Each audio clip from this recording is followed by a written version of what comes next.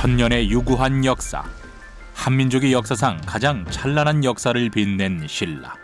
최초의 통일 국가이자 중앙 집권을 확립한 나라였다. 신라의 역대 왕들은 국가의 안녕과 수호를 위해 힘썼고 이를 위한 호국사상을 국가적으로 뿌리내렸다.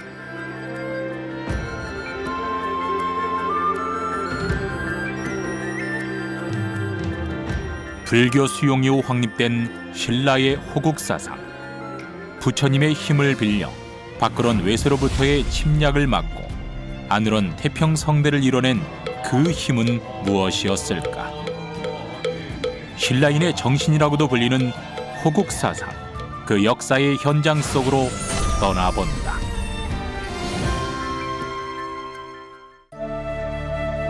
경상북도 경주시. 옛부터 이곳은 역사적으로 유서 깊은 지역으로 손꼽히고 있다. 신라의 유적을 한눈에 둘러볼 수 있는 경주.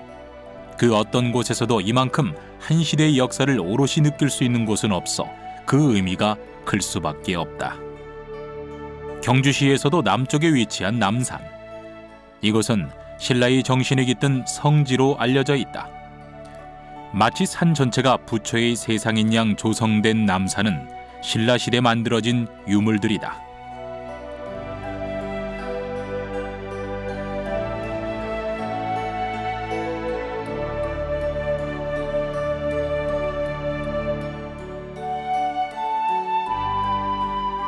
경주 남산엔 100여 곳의 절터와 80여 구의 석불, 60여 기의 석탑이 산재해 있는데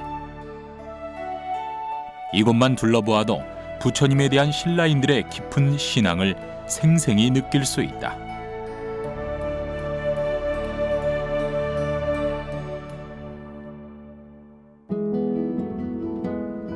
남산을 오르지 않으면 경주와 신라의 문화를 보았다고 할 수 없을 만큼 남산은 신라 역사의 중심지로 알려져 있다. 지금까지 발견된 고대 국가의 유물들 중 유독 신라에서 불교와 관련된 유물이 다수 발견되어 왔다. 이는 신라가 불교를 종교 이상으로 여겼다는 것으로 해석된다. 경주 남산은 진짜 부처님 땅입니다. 거기 자체가. 골짜기마다 부처님 새겨놓고 그렇게 생각했는데 그게 뭐냐면 여기가 바로 부처님이 사는 땅이고 진짜 부처님이 여기 존재했었고 그리고 부처님이 우리나라를 지켜주실 거다. 신라 사람들은 자기네 땅이 부처님의 땅이라고 믿었던 것 같습니다. 그래서 그러한 신앙들이 나오는데 불국토설의 핵심이 뭐냐면 신라인들이 워낙에 믿었던 돌에다가 불상을 새겨놓고 사람들에게 기도를 하게 한 겁니다.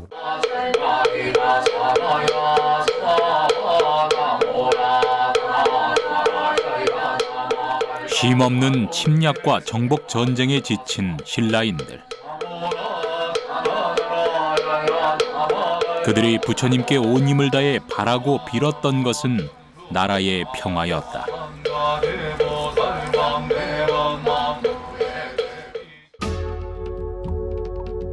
(7세기) 중엽, 신라는 고구려와 백제를 멸망시키고 역사상 최초의 통일 국가를 건설하였다. 이 모든 원동력은 바로 호국사상이 있기에 가능했다는 설이 우세하다.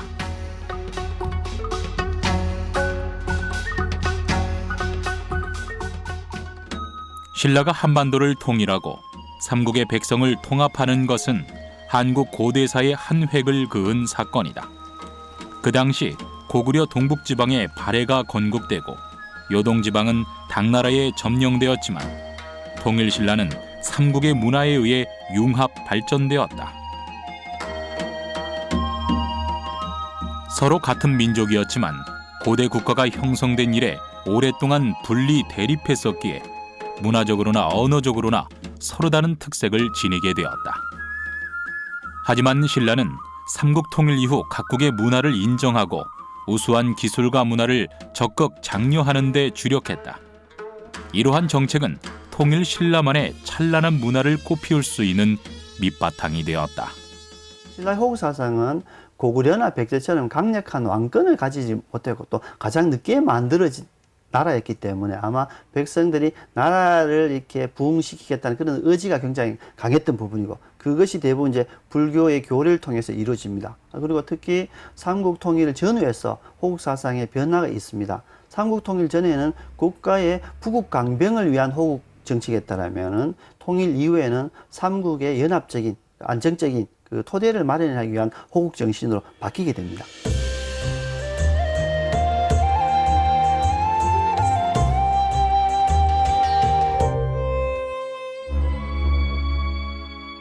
기원전 57년 우리나라 역사에 등장한 신라. 당시 신라는 삼국 중 가장 늦게 발전한 나라였다. 저마다 강력한 토착 신앙을 가진 귀족 세력들이 득세해 국가 기틀을 세우는 왕권이 약했기 때문이다.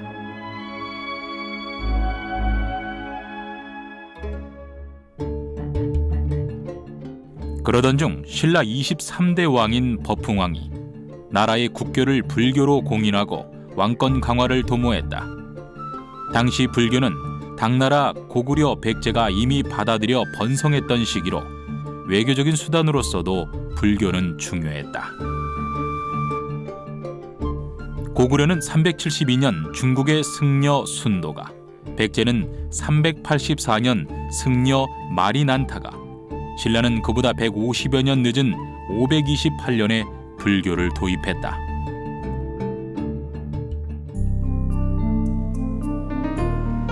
삼국의 불교 도입 연대만 보더라도 신라의 불교 정착에는 상당히 많은 장애물이 존재했음을 알 수 있다. 귀족들의 반대, 고구려와 백제에 막힌 지역적 특색까지 더해져 신라의 불교 도입은 늦어질 수밖에 없었다.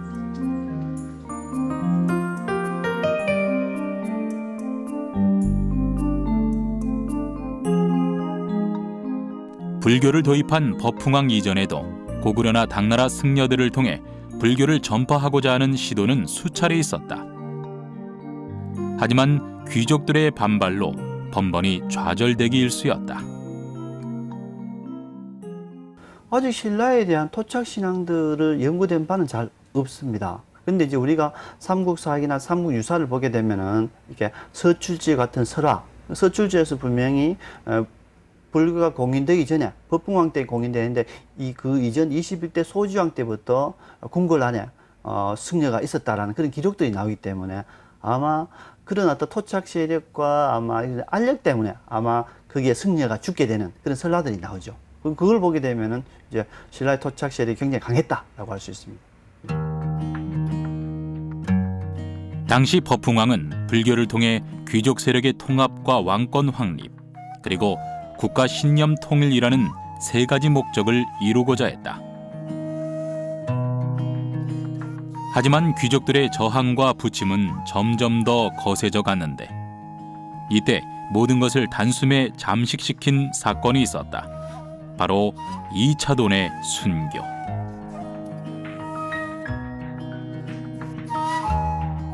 일찍이 불심이 깊었던 26세의 이차돈은 신라 안정을 위해 불교 도입을 외쳤다. 하지만 귀족들은 그의 말에 귀를 기울이기는커녕 모함을 하기에 이른다.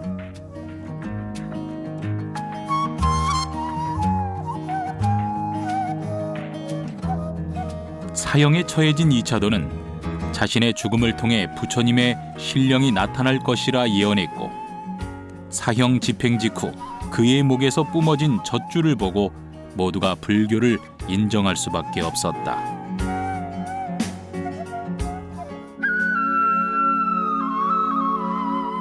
삼국사기에서도 구체적으로 기록한 이차돈의 순교. 그의 희생은 곧 신라의 불교 도입이라는 큰 성과를 나타냈고 왕권 강화의 초석이 되는 결과를 보였다.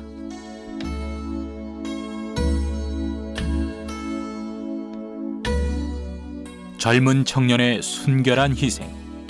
이 사건은 신라 호국 사상의 천막을 큰 울림으로 이어졌다.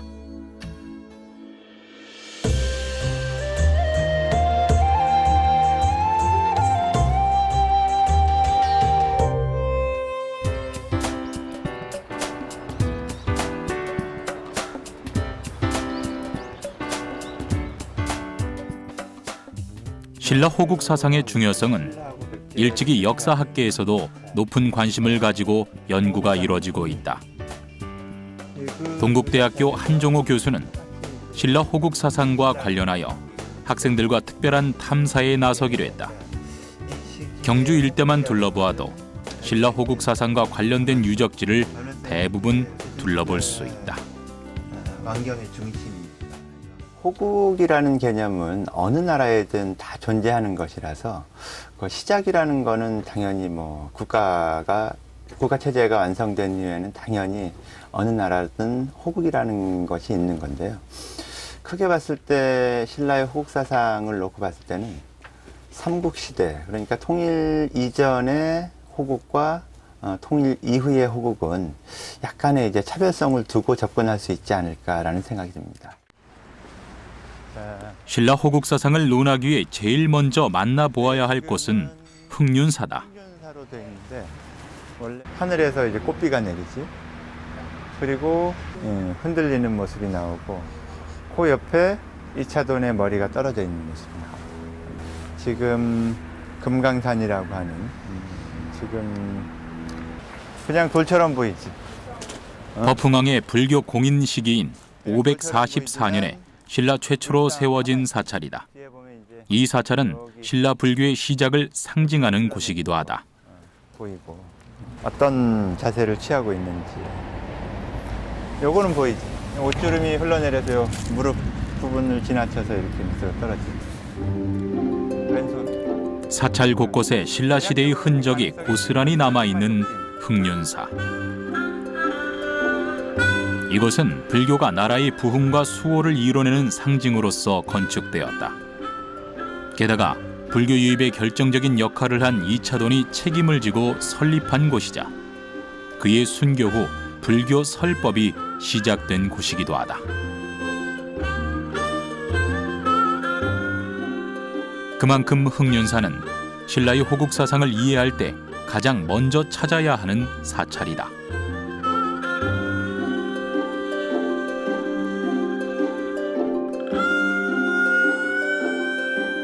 법흥왕의 뒤를 이어 왕에 오른 진흥왕.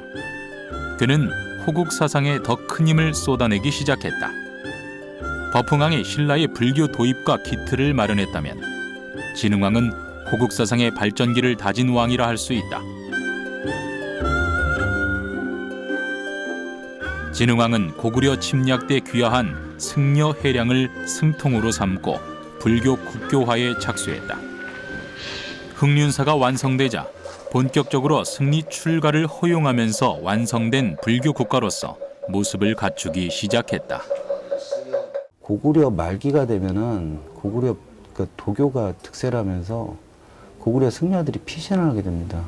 백제로도 보덕이라고 한 승려가 나오게 돼가지고 백제에서도 이제 국사로 모시게 되거든요. 국사로 모시게 되는데 신라도 마찬가지로 고구려로부터 왔기 때문에 이 스님이 워낙에 덕이 높다고 하니까 신라에서 일단은 존중하는 의미에서 국통이라고 하는 죄를 주고 승려들을 갖다 일단 통제시키게 한 겁니다. 그러니까 고구려 자체가 신라보다 불교가 발전해 있었기 때문에 그걸 받아들이는 수단의 하나로 봐야 됩니다. 신라는 불교 도입 후 체계적인 승관제를 구축했다. 최고 승관인 국통과 여승을 관리하는 도유나랑 남승을 관장하는 대도유나를 두어 전국의 승려들을 관리한 것이다. 여기서 주목해야 할 점은 신라의 여승 최고 책임자인 도유나랑이 다른 불교 국가에서는 찾아볼 수 없는 승관이라는 점. 또한 이 도유나랑은 남승보다 윗자리를 차지했다는 점이다.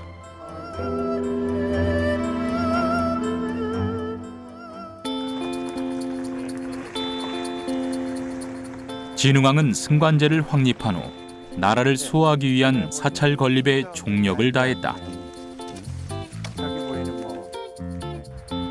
특히 황룡사는 불교 국교화 정책의 절정이자 가야, 고구려, 백제를 압박하는 국력의 과시이기도 했고 불교를 통해 나라를 지키고자 한 진흥왕의 신념이 담긴 사찰이다. 신라 초기에 불교가 유입되는 과정에서 사찰이 건립되는 공간은 부처님 이전에도 신라에는 절터가 있었다. 그 절터가 바로 분황사, 황룡사, 영묘사, 흥륜사, 사천왕사, 영흥사 이런 사찰들이었습니다. 그 사찰 왕실에서 이제 제작한 사찰들은 당연히 그 바탕은 왕실의 안녕, 국가의 안녕을 기원하는 그런 내용들을 담아내는 사찰로 전무됩니다.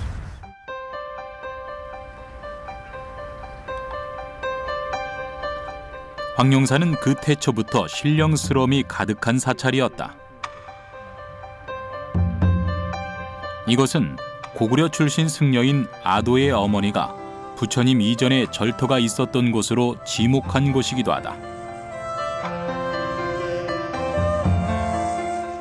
더욱이 이곳에 모신 불상은 수천 나라를 걸쳐 인연이 있는 신라에 도착한 아쇼카 왕의 황금과 새로 만들어졌다는 설화가 덧붙여져 황룡사는 더욱 신성시되었다.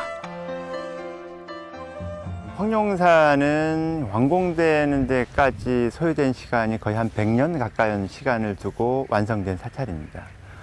진흥왕 때 초창이 됐고요.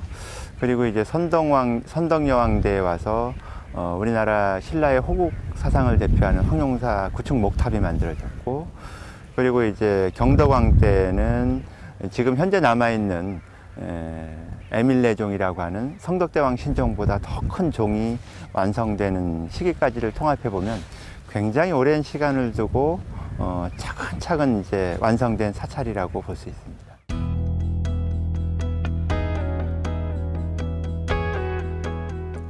삼국유사에서도 황룡사는 이미 가섭불이 있는 곳이라 하여 신라는 부처의 땅이라 기록해 놓았다. 이러한 해석은 신라인들에게 불교에 대한 저항감을 줄이고 부처를 신성화하기 위한 이야기로도 알려져 있다.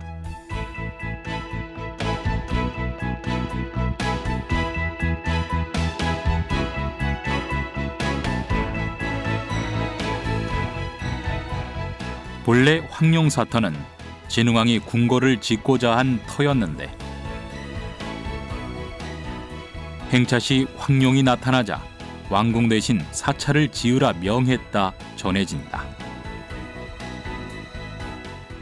신라에서는 가장 중요한 의미가 담겨져 있고, 그리고 각종 팔관회라든지 연등의 행사들이 황룡사에서 엄청나게 많이 이루어집니다. 삼국통일 이후에 사천왕사라는 사찰이 나오기 이전까지 실제로 신라인의 마음을 한데 아우르는 가장 중요한 중심 도량의 역할을 했던 곳입니다.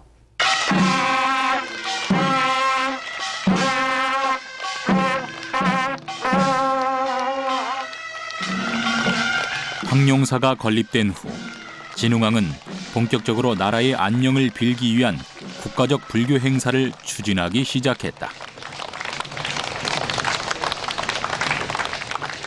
승통인 해량을 주축으로 백좌 강회와 팔관의 제도를 제정하는데 이 시대의 백좌 강회는 고승 100명을 초대해 호국 경전인 인왕 바냐 바라빌다를 강독함으로써 외적을 물리치고 국가를 지키고자 하는 집회였고, 팔관회 역시 전몰 위령제를 비롯한 호국 불교 행사였다.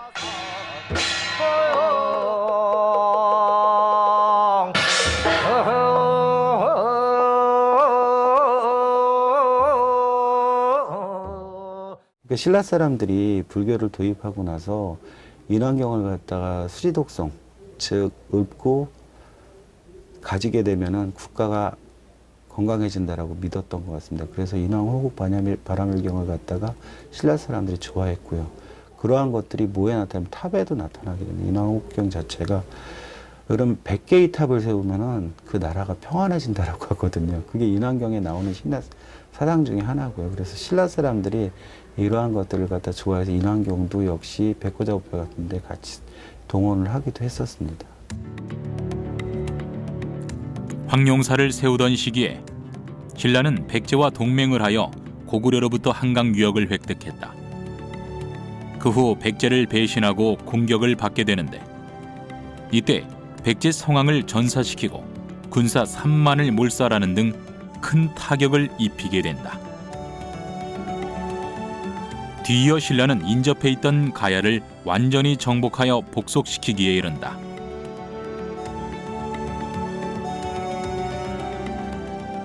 이 기세를 몰아 고구려를 침략한 신라는 함경도 지방인 마운령, 황초령까지 치고 오르게 된다.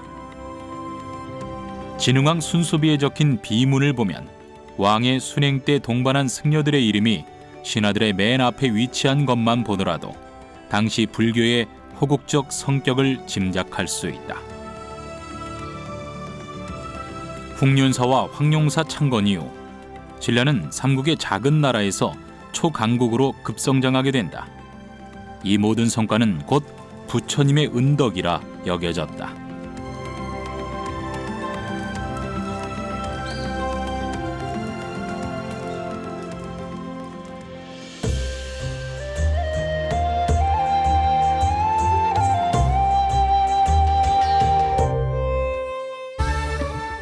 점차 불교를 통해 국력과 왕권이 강화되던 시기, 신라의 불교를 도입한 버풍왕은 왕이 곧 부처라는 왕즉불 사상을 널리 퍼뜨리게 되는데, 이는 고구려와 백제에는 없었던 신라만의 불교 세계를 구축한 것이다.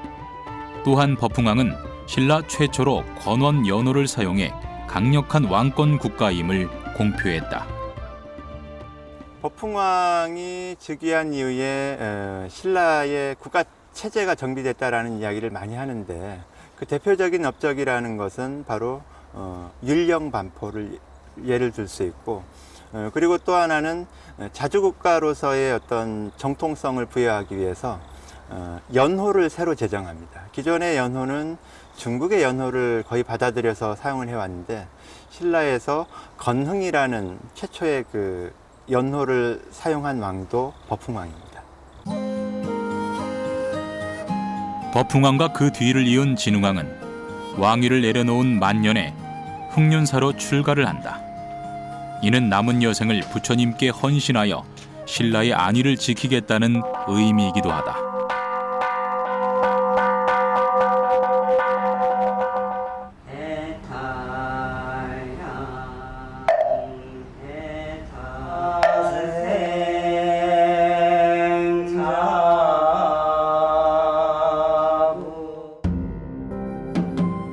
진흥왕 때에 들어 신라를 대표하는 화랑제도를 정비하는데, 그 이유는 미륵하생 신앙을 덧붙이기 위함이었다.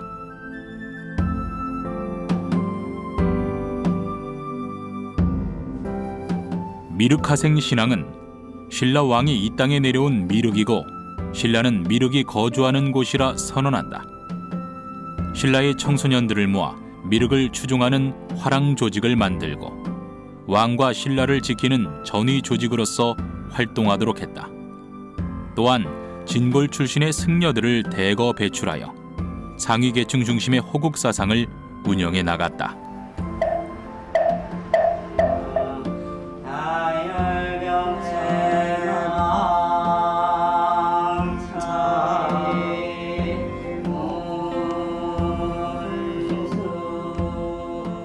왕족들 같은 경우, 귀족들 같은 경우는 그런 거에서는 자유로우니까 출가를 하게 됐고, 그리고 일단 승려가 된다라고 하는 건 승려에 대한 뒷받침을 해줄 수 있어야 되는데, 그게 일반인들이 해가지고 승려에 대한 뒷받침이 쉽게 될 수 있는 건 아니거든요. 그러니까 이 왕족이라고 하는 진골들이 출가를 쉽게 하고, 그분들이 중국으로 넘어가서 법을 펼치기도 하신 게 된 겁니다.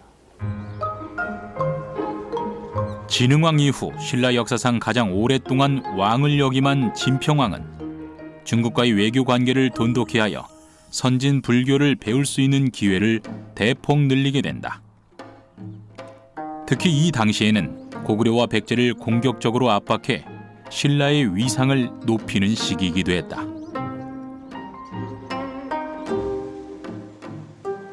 진평왕이 왕의 자리에 오른 그해, 궁궐에 천사가 내려와 옥대를 전해주었는데, 이는 하늘이 인정한 왕이라 여겨져 백성들의 신임이 두터워지는 계기가 된다. 백성들은 진평왕 옥대 사건을 두고 노래를 지어 부르며 왕을 숭배하기 시작했다. 특히 이제 그 신라 호국과 관련된 상징물로서 신라의 이제 세 가지 보배가 이야기되는데 그 세 가지 보배 가운데 하늘 진평왕이 하늘의 신으로부터 받았다는 옥대가 전해집니다. 그래서 그 신라 삼보인 황룡사 구층탑 그리고 장익존상 이 진평왕이 받았다라는 천사옥대 이 세 가지가 신라에 있기 때문에 이웃 나라들이 신라를 침략할 수 없다라는 그런 믿음이 신라 사회에 이제 퍼져 있었습니다. 신라인 호국 사상과 관련된 신령한 보물이 세 가지나 내려온다. 그중 첫 번째는 진흥왕의 죽음을 예견한 듯 눈물을 흘렸다는 황룡사의 장육존상, 두 번째는 황룡사 구충석탑, 마지막이 진평왕의 천상옥대이다. 이 보물의 명성이 두려웠던 고구려는 신라를 감히 공격하지 못했다는 이야기도 전해진다. 우리나라 역사상 최초의 여왕으로 기록된 선덕여왕. 그녀 역시 당시 사회적 편견을 타파하기 위해 호국 사상에 더욱더 심혈을 기울였다.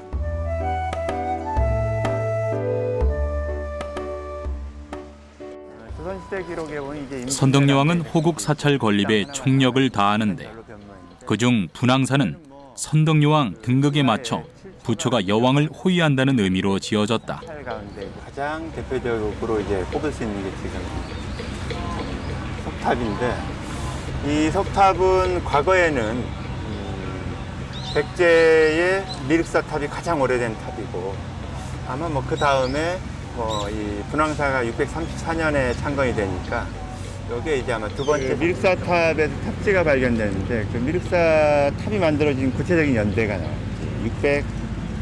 639년. 그것보다는 이게 634년이니까 이 탑이 이제 지금 현재는 국내에서 가장 오래된 이제 석탑으로 순위가 이제 바뀌게 됩니다. 지금까지 신라를 대표하는 사찰로 손꼽히는 분황사. 선덕여왕 시기에는 불교 미술 및 양식 발전에 아낌없는 지원을 보냈다.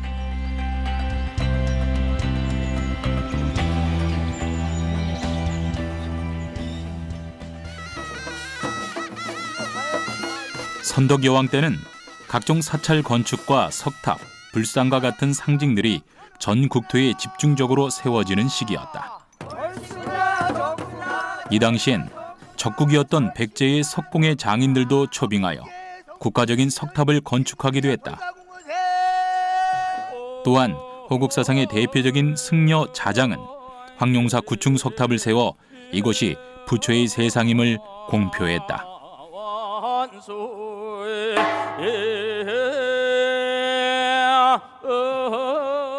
자장스님은 바로 이러한 호국 신앙을 갖다 기본으로 해가지고 황룡사 구층탑을 세울 때 각 층마다 응유 뭐 이런 식으로 해가지고 일본, 중국까지 다 억누른다 이거였어. 그 신라가 워낙에 작은 나라니까 부처님의 법을 빌어가지고 그걸 갖다 다스린다라고 해서 호국 신앙을 갖다가 황룡사에다 펼쳤고요. 원광법사의 세속 5개 중에 임전무태 때문에 호국 신앙이라고 하는데 이게 솔직히 스님들한테 나가서 누구 죽이러 나가는데 물러나지 말라. 그다음에 살생유태, 가려서 죽여라. 그건 원래 불교적인 건 아니거든요.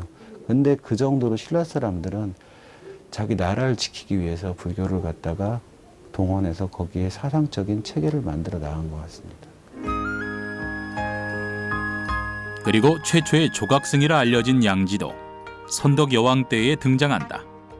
언제 어디서 태어났는지 어디서 왔는지 알려진 바는 없지만 신통한 법력을 가진 고승이라는 것만은 기록에 세세히 남겨져 있다.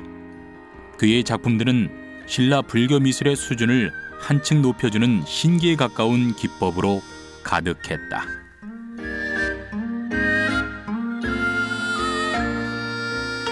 삼국유사에서는 조각승 양지가 덕이 높고 큰 재주가 있는 인물로 묘사되고 있다.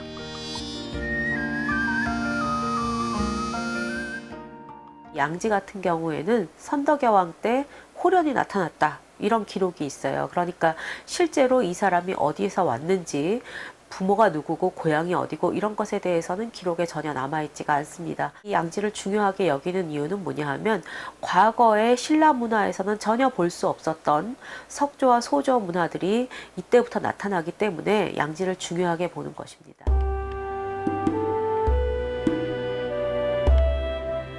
한평생을 호국사상에 헌신한 선덕여왕은 앞니를 내다보는 영험함을 보이곤 했다.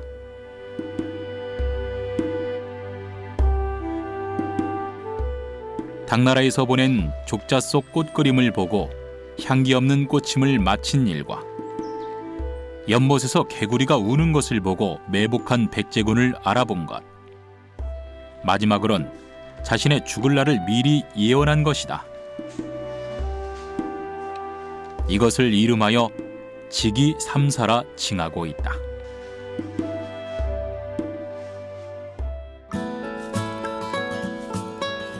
그런데 선덕여왕은 자신의 죽을 날을 말하면서 꼭 도리천에 묻어달라 부탁했다고 전해진다.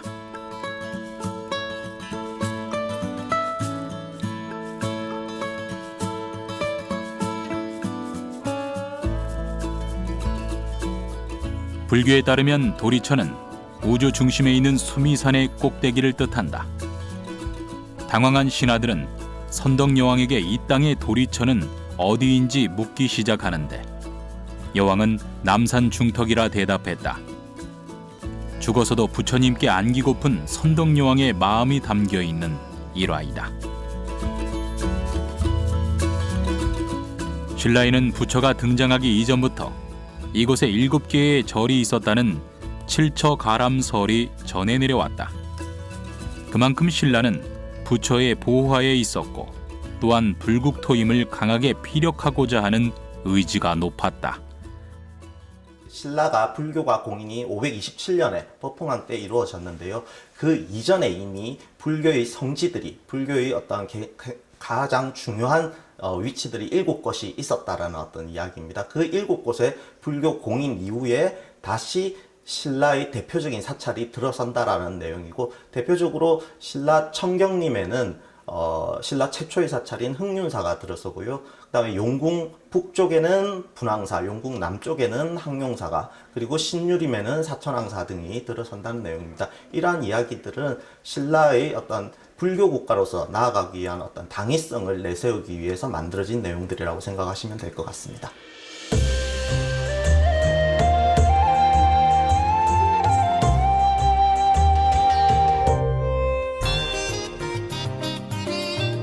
두 번의 여왕 시대가 가고 진골왕인 태종무열왕이 등극한다. 그는 일찍이 황산벌 전투를 통해 백제 의자왕의 항복을 받고 멸망시킨다. 이를 통해 신라는 삼국통일의 기틀을 다지게 되었다.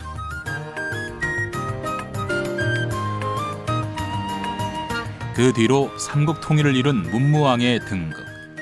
문무왕은 나라의 안녕과 발전을 위해 가장 많은 업적을 남긴 왕으로 유명하다. 통일 신라를 이룩한 후 안보를 위협하는 것은 주변국이 아닌 대국 당나라뿐이었다. 당시에 그 당나라는 신라를 끊임없이 공격을 하게 되는데요. 674년에도 당이 신라를 공격해서 크게 패하고 돌아가게 됩니다. 그래서 당은 다시 또 신라를 공격하고자 준비를 하게 되었고요. 신라는 그 소식을 미리 접하게 됩니다. 그래서 호국사찰을 지어서 그 당을 비법으로 물리치고자 사천왕사를 짓게 됩니다. 사천왕사는 과거 선덕여왕이 도리천으로 지목한 지역으로 옛부터 신라인들의 성지로 잘 알려진 곳이었다. 사천왕이라는 말 자체가 방위천사라는 뜻으로 나라를 지키는 절이라는 의미로 지어졌다.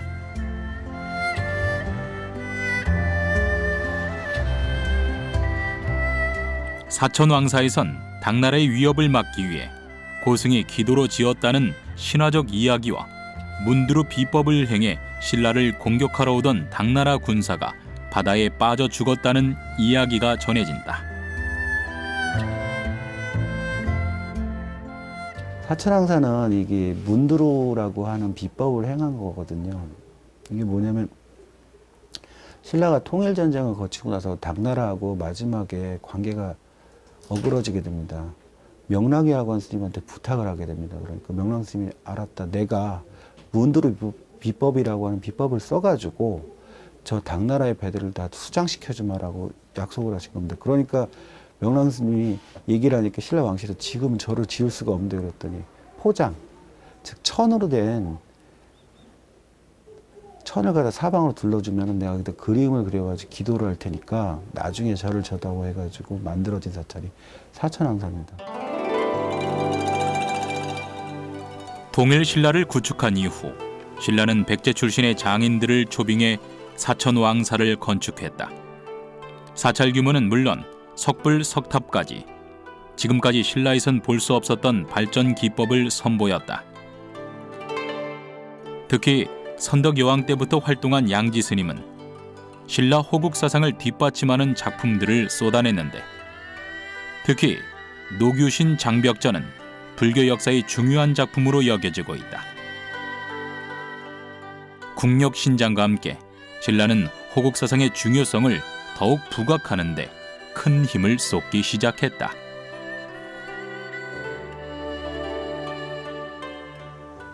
사천왕사라는 이름 자체에서 이미 불교적인 호국 사상적인 요소가 많이 내재되어 있습니다. 특히 사천왕사 발굴 출토 유물 중에서는 목탑 기단부에 장식되었던 노규 신장벽전이 있습니다. 노규 신장벽전의 경우에는 목탑을 장엄됨으로써 목탑 안에 봉안되었던 사리를 수호하고자 하는 어떤 의미가 담겨져 있고, 또한 불교 국가인 신라의 신라 자체를 보호하고 수호하고자 하는 어떤 사상이 담겨 있다라고 보시면 될 것 같습니다. 사천왕사 때문에 지어진 사찰도 있다. 이름하여 망덕사. 문두루 비법 때문에 당나라 군사가 패했다는 소식을 들은 당나라 황제는 급히 신라로 사신을 파견했다.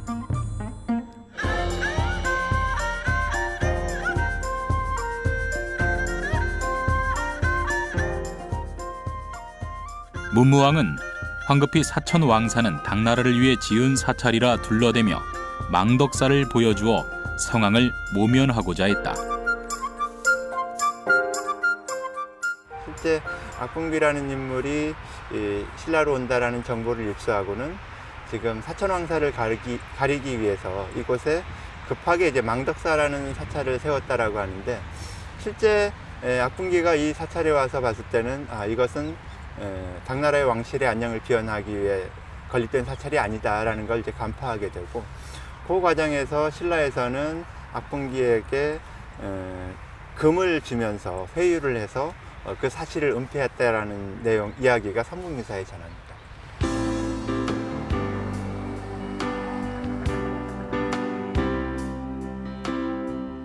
망덕사의 신령함을 알 수 있는 역사적인 사건이 있다.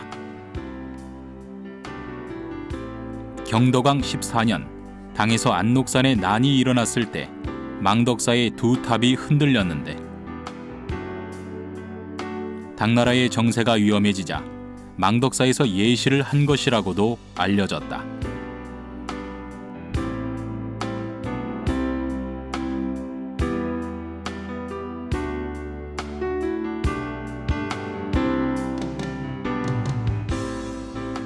사천왕사 망덕사가 당나라의 위협으로부터 나라를 구하고자 지어진 사찰이라면 가문사는 외구로부터 신라를 지키기 위해 지어진 사찰이다. 문무왕은 생전에 삼국을 통일하고 당나라 세력까지 몰아냈지만 계속해서 쳐들어오는 왜구가 꽤 성가신 문제였다.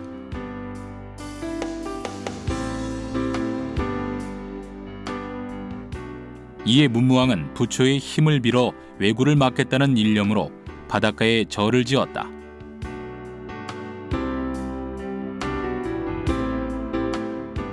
왜구들이 경주를 향해 오는 최단거리 길목에 가문사를 지어 그 위협으로부터 안전을 지키기 위해서다.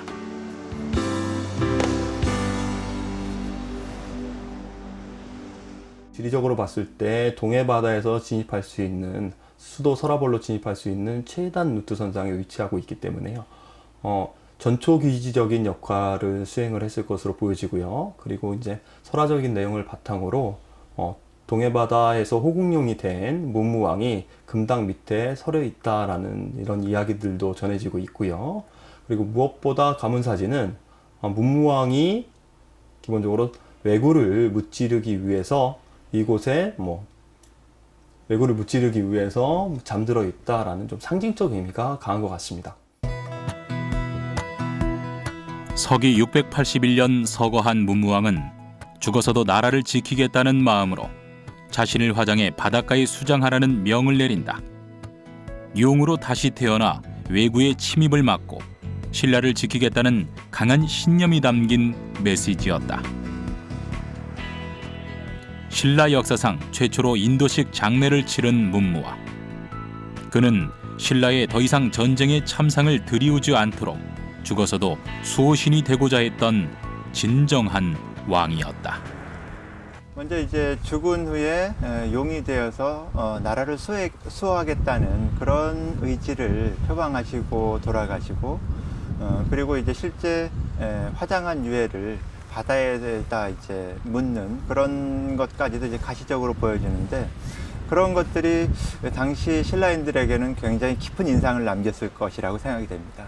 당연히 나라가 위태롭거나 이럴 때는 호국 대령으로서 문무왕이 이제 지켜준다라는 믿음이 전해질 수 있었다고 생각이 되는데, 그 상징체로서 등장하는 것이 만파식적이 아닌가라는 생각이 듭니다.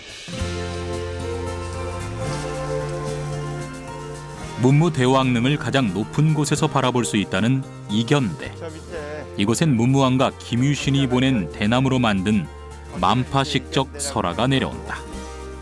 지금도 이제 그쪽에 사적으로 이제 거기가 지정이 아마 이제 후대의 기록이기는 하지만, 여기가 이 동네 사람들한테는 이견대의 위치로 이야기가 되었고, 지금 밑에 있는 마을 이름이 그 대본, 한자로는 이제 대본이라고 되어 있는데, 한자화 되기 이전에 동네 사람들은 이 마을을 뭐라고 불렀냐면 대민 마을이라고 불렀어요.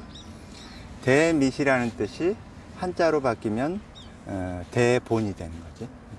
그러니까 이거 대본이라는 뜻은 무슨 뜻이냐면 이견대의 아래에 있는 마을이다.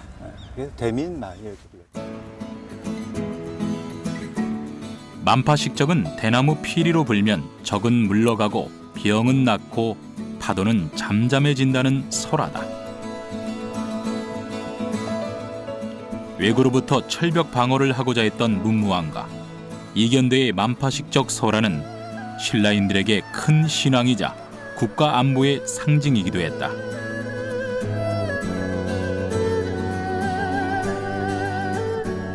이것이 바로 신라의 호국 사상의 정수라 말할 수 있다.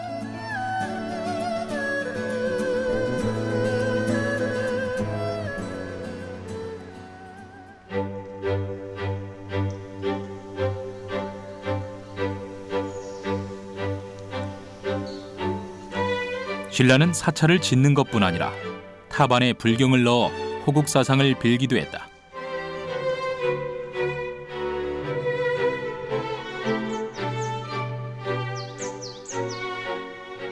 (1966년) 불국사 석탑에서 발견된 무구정광대 다란이경은 현재까지도 호국 사상을 대표하는 불경으로서 신라가 불교를 통해 호국을 해왔다는 결정적 증거이기도 하다. 이 무구정광대다란이경은 굉장히 주술적인 경전입니다.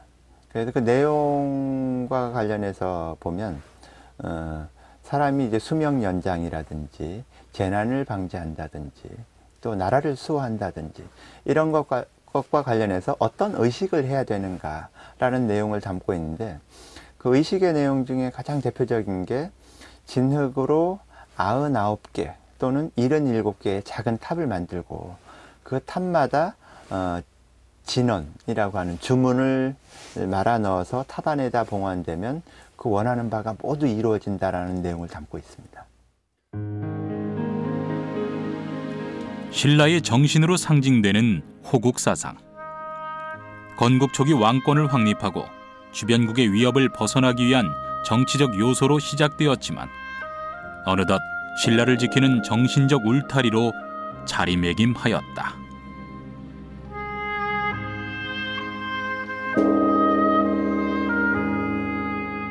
신라의 호국 사상이라는 의미가 뭐 말씀을 드렸듯이 쉬운 의미는 아닌 것 같습니다. 일단은 호국 사상으로 인해서 삼국 중에서 가장 힘도 약했고 세력이 약했던 신라가 결국은 삼국 통일을 이루는 힘이 됐고요. 결국은 그런 밑바탕을 중심으로 한 신라 35대 경덕왕 때 전 세계적으로 인정받는 신라의 문화를 꽃피우는 원동력이 됐고 밑바탕이 됐던 것 같습니다. 어지러운 정세를 바로잡고 온 백성들의 마음을 통합시킨 신라의 호국 사상. 평화를 꿈꿔온 신라인들의 염원은 호국 사상이라는 거룩한 신념으로 발전되었고 천년의 역사를 지켜온 원동력이 되었다.